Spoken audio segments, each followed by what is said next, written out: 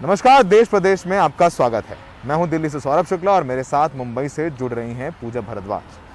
हम इस वक्त प्रधानमंत्री कार्यालय से कुछ 100 मीटर की दूरी पर खड़े हैं, जहां पर प्रधानमंत्री मोदी इस वक्त एक अहम बैठक कर रहे हैं, जिसमें यह तय किया जा रहा है कि जो कोरोना के चलते 12वीं की परीक्षाएं टाली गई थी वो होंगी या नहीं होंगी। और इस बैठक में आपको बता दें कि जो फीडबैक आया है तमाम राज्यों से, उसको पीएम के साथ में बताया जा रहा है। उसके आधार पर परीक्षा से जुड़े सारे विकल्प प्रधानमंत्री के सामने रखे जा रहे हैं। इस बैठक में प्रधानमंत्री के अलावा गृह मंत्री अमित शाह, प्रकाश जावड़ेकर और शिक्षा मंत्रालय के दोनों सचिव और सीबीएसई के चेयरमैन भी शामिल हैं। लेकिन शिक्षा मंत्री रमेश पोखरियाल निशंक नहीं है, क्योंकि तबियत ठीक न होने से वो अस्पताल में भर्ती है। प्रकाश जावड़ेकर जो तमाम सीनियर मिनिस्टर्स हैं, और क्योंकि निशंक उनको कोविड कॉम्प्लिकेशंस की वजह से।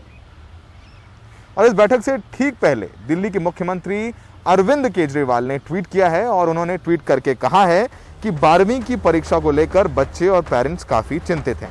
वो चाहते हैं बिना वैक्सीनेशन 12वीं की परीक्षाएं नहीं होनी चाहिए। मेरी केंद्र सरकार से अपील है कि 12वीं की परीक्षाएं रद्द की जाएं, पिछले परफॉर्मेंस के आधार पर उन्हें उनका आकलन किया जाए, उनको मार्क्स दिए जाएं। तो इस बैठक पे हमारी नजर बनी हुई है। फिलहाल बात करते हैं मुंबई की। जिस तरह से संक्रमण के मामले यहाँ पर कोविड के कम होते जा रहे हैं, अब आम दुकानों को भी खोलने की इजाजत दे दी गई है, लेकिन इसके लिए जो गाइडलाइन जारी की गई है बीएमसी द्वारा, उसको लेकर दुकानदार किस तरह से उलझन में हैं, सुनील सिंह की इस रिपोर्ट में देखिए। मालाड में हम नटराज मार्केट में हैं और ख़ास करके लगभग 2 महीने हो चुके थे। कपड़ों की बड़ी समस्या थी क्योंकि ये अत्यावश्यक सेवा में नहीं आती है, लेकिन अब ये एक तरह से खुला है ये कपड़ों के शोरूम। तो हम देख रहे हैं कि यहाँ पर कस्टमर भी आ चुके हैं लेने के लिए। हम अंदर आ जाएं। लगभग 2 महीने के बाद कपड़ों की दुकान खुली है और आज आप यहाँ आई हैं, तो अब ज़रूरत पूरी हो पाएगी? नहीं, ज़रूरत तो कैसे पूरी हो पाएगी, क्योंकि टाइम टेबल रूटीन ये लोगों ने किया है, तो हम लोगों को भी उसके हिसाब से ही मैनेज करना पड़ता है। यानी 7 से 2 जो है वो नहीं करना चाहिए। आपको ऐसा था कि पूरा 7 is the right time. 7 to 2 ही रखा है। राइट है, वो ठीक है, उसके हिसाब से ठीक है। शॉपिंग के लिए कंफर्टेबल टाइम 7 से 2 ही है, बस ऑड और इवन रखा है। 11 इज नॉट बेटर। नहीं, अब तो 7 to 2 हो चुका है, 7 से 2। 7 to 2 और सिर्फ ऑड और इवन की बात है, मतलब एक तरफ की खुली रहेगी, दूसरी तरफ की बंद रहेगी, तो आपकी भीड़ नहीं हो। लेकिन मेरा सवाल था कि आपकी ज़रूरतें अब पूरी हो रही हैं, मतलब उम्मीद रही होगी ना, इंतजार रहा होगा कि दुकानें खुले कपड़ों की, तो हम कपड़े लें। इंतजार तो सबको ही रहा है ना। सब पीपल परेशान है, अब पूरी जनता परेशान है, दुकान वाले परेशान है, तो एज ए कस्टमर आप भी परेशान होंगे। सब परेशान है। एज ए कस्टमर तो हम लोग परेशान बहुत ज़्यादा है, सबसे ज़्यादा हम लोग परेशान है, क्योंकि शॉपिंग नहीं कर सकते हैं। आते हैं तो दुकानें बंद दिखती है, ऑटो फेयर जाता है, उतना ट्रैवलिंग का हम लोगों का पैसा जाता है, तो कंफर्टेबल तो नहीं होंगे, इम्पॉसिबल। आज बोनी हो गई आपकी? गुड लक हो गई। कितना? 2 महीने बाद? 2 महीने बाद। तो अब ऐसे ही खुला रहना चाहिए, आपको भी लगता है? हाँ, थोड़ा बहुत अल्टरनेट के हिसाब से होना चाहिए, डे वाइज। जो किया है ठीक है आपकी? हाँ, थोड़ा बहुत तो राहत मिलेगा ना। लेकिन जो सुविधाएं सावधानी बरतनी है वो सब आप लोग बरत रहे हैं, जैसे मास्क है, सैनिटाइजर रखना और सोशल डिस्टेंस, सैनिटाइजर, वो सब रख रहे हैं। हाँ सब। बिना mask not allowed, without mask not allowed. तो ये एक अच्छी बात है यहाँ पर कि सावधानी भी बरत रहे हैं, और साथ ही इनका जो व्यवसाय था, कारोबार, वो भी शुरू हो गया है। ज्वेलर्स की दुकान है, इसमें हम चल के देखते हैं। यहाँ भी एक कस्टमर यहाँ पे फिलहाल दिखाई पड़ते हैं। आप क्या गहना लेने आई हैं? मिला अभी नहीं। क्यों जा रही हैं? अभी लेगा बाद में। अच्छा, बाद में लेंगे। कितने 2 महीने के बाद खुला? हाँ, 2 महीने के लिए खुला। हाँ। और हम परेशान भी है, गांव जाके आए हैं, और मम्मी का तबीयत भी ठीक नहीं है, और कोरोना से डर भी लगता है। लेकिन अब खुल गया है तो उम्मीद बढ़ी है। हाँ, अभी काफी बेहतर स्थिति में है कि कुछ नहीं से तो कुछ है, और धीरे धीरे होप करते हैं कि सिचुएशन और बढ़िया होती जाएगी। और जो कदम उठाए जा रहे हैं सराहनीय नहीं है, तो भी कह सकते हैं कि एक बार काम चला हुआ है। मध्य प्रदेश में 12 अप्रैल को कोविड के चलते लॉकडाउन लगा था, जो कि एक लंबा वक्त था। अब धीरे धीरे भोपाल और इंदौर जैसे शहरों में ये लॉकडाउन खुलने लगा है। व्यापारियों को हजारों करोड़ का नुकसान हुआ है। उनको उम्मीद है कि लॉकडाउन खुलते से कहीं ना कहीं उनको थोड़ा सा जो रिकवरी है होना शुरू हो जाएगी। लेकिन ऐसे भी लोग हैं जो अपनी दुकानों का ताला खुलने से पहले इस दुनिया को छोड़कर चले गए। देखिए हमारे सहयोगी अनुराग द्वारी की ये रिपोर्ट।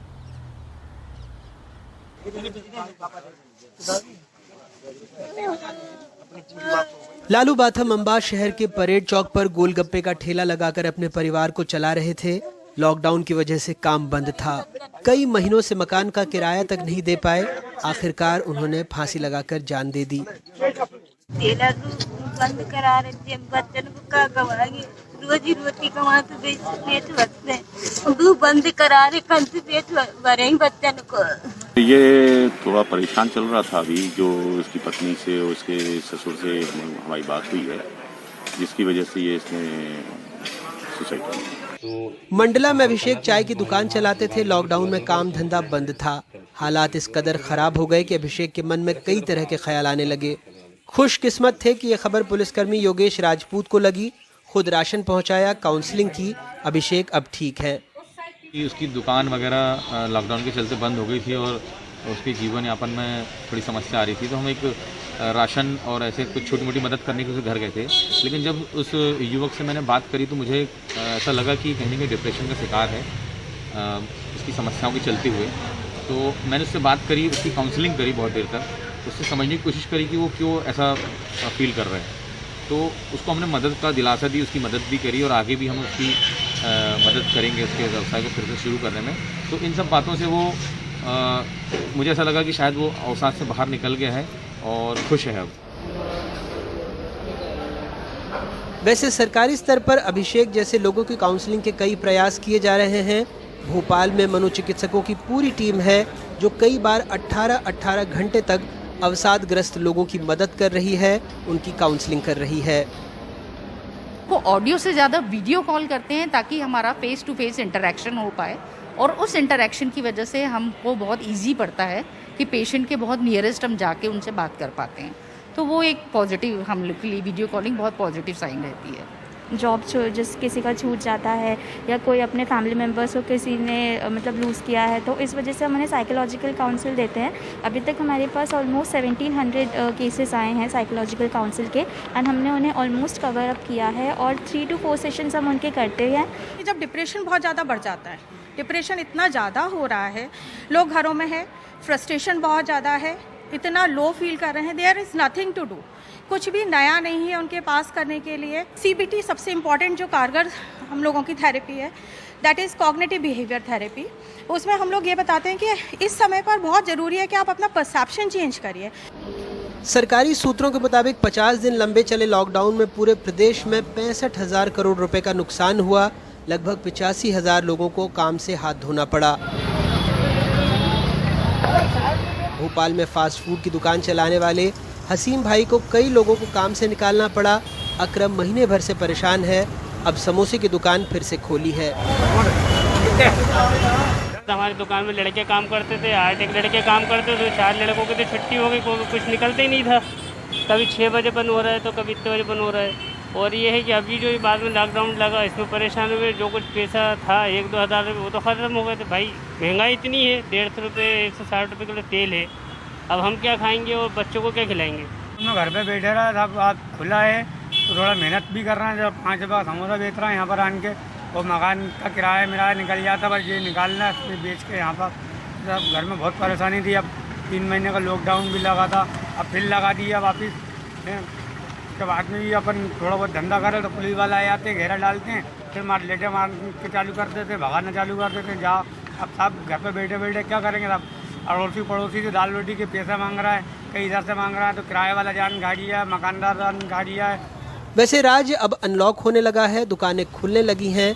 ऐसे में गांव शहर सब लोगों के हवाले है। ये समझने की भूल कतई न करें कि कोरोना चला गया है।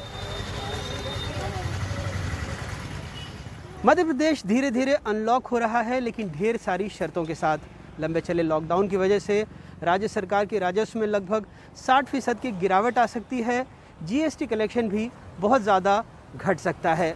ऐसे में जान के साथ जहान को बचाए रखना, बनाए रखना सरकार के लिए बड़ी चुनौती साबित हो सकती है। मंडला से मयंक, भोपाल से कैमरा पर्सन रिजवान खान और मुरैना से उपेंद्र गौतम के साथ अनुराग द्वारी, NDTV इंडिया। और उत्तर प्रदेश के विधानसभा चुनाव जैसे जैसे नज़दीक आ रहे हैं वैसे ही बीजेपी की नेतृत्व की जो चिंताएं हैं वो बढ़ती जा रही हैं। ऐसे में जो बीजेपी के केंद्रीय नेतृत्व हैं वो योगी सरकार के काम की समीक्षा में जुट चुका है। इस काम में बीजेपी महासचिव BL संतोष को लगाया गया है, जो लखनऊ में पार्टी नेताओं के साथ बैठकें कर रहे हैं। हालांकि कहा जा रहा है कि ये बैठकें पंचायत चुनावों के नतीजों की समीक्षा और जिला अध्यक्षों के चुनाव की रणनीति को लेकर हो रही है, लेकिन जानकारों का कहना है कि इसी के जरिए बीजेपी का केंद्रीय नेतृत्व फीडबैक ले रहा है ताकि आगामी चुनावों से पहले माहौल को ठीक किया जा सके। बहुत अच्छी चर्चा हुई है। 2022 में हम लोग फिर एक ऐतिहासिक विजय प्राप्त करेंगे। बताया जा रहा है कि 2022 है या कुछ और भी है, क्योंकि बहुत सारी चर्चा है। 2022 300 पार।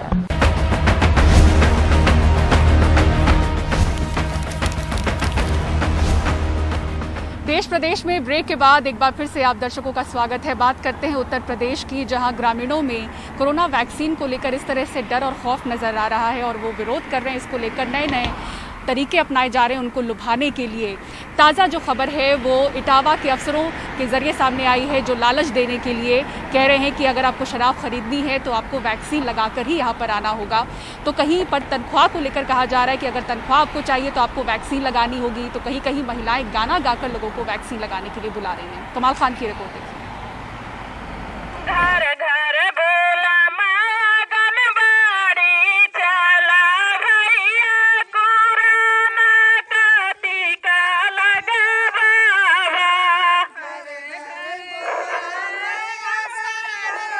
ये गांव-गांव लोगों को टीका लगवाने की दावत देती हैं।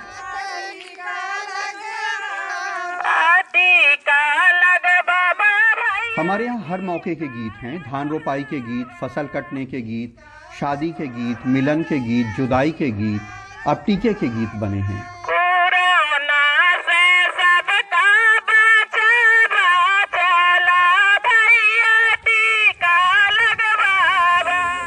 लेकिन शराब नोशी करने वालों के मनोविज्ञान से वाकिफ एक अफसर ने इटावा में शराब खानों पे नोटिस लगा दी है कि शराब उसे ही मिलेगी जिसे टीका लगा होगा। अब रंग बिरंगी बोतलें मय खानों में शौकीनों को ललचा रही हैं।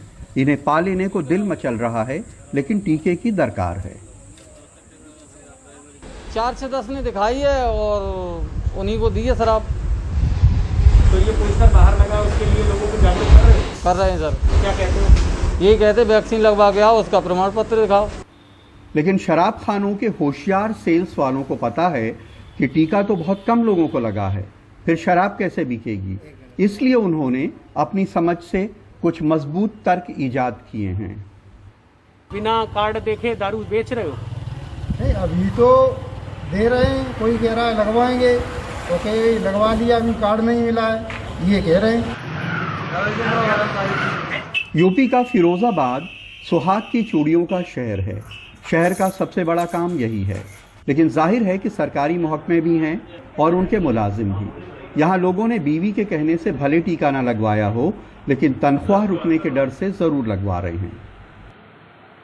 डीएम सर ने ऐसे आदेश किए हैं कि यदि किसी भी विभाग के अगर कर्मचारियों ने अगर अपना वैक्सीनेशन नहीं कराया तो उनके विभागीय अध्यक्ष जो हैं इस बात के लिए उनके खिलाफ एक्शन लेंगे और इस महीने का वेतन उनको तब तक नहीं दिया जाएगा जब तक वो ये सुनिश्चित नहीं कर लेते हैं कि उनके विभाग के सभी कर्मचारी जो हैं वो वैक्सीनेशन करवाएं। टीका लगने हैं 45 साल वालों को स्कूल पे। इटावा के सैफई में तो टीका लगवाने के लिए गांवों में मुनादी हो रही है और मुनादी में इलाके के एसडीएम अपने मातहत तमाम अफसरों के साथ गांव-गांव खेत खलिहान की खाक छान रहे हैं।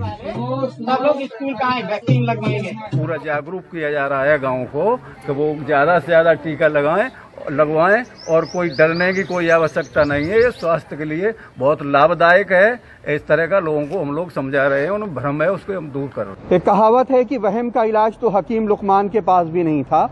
यही वजह है कि पोलियो ड्रॉप से लेके कोरोना वैक्सीन तक का इतनी जगह पे विरोध हुआ, लेकिन चतुर लोगों ने उसका भी हल ढूंढ लिया है।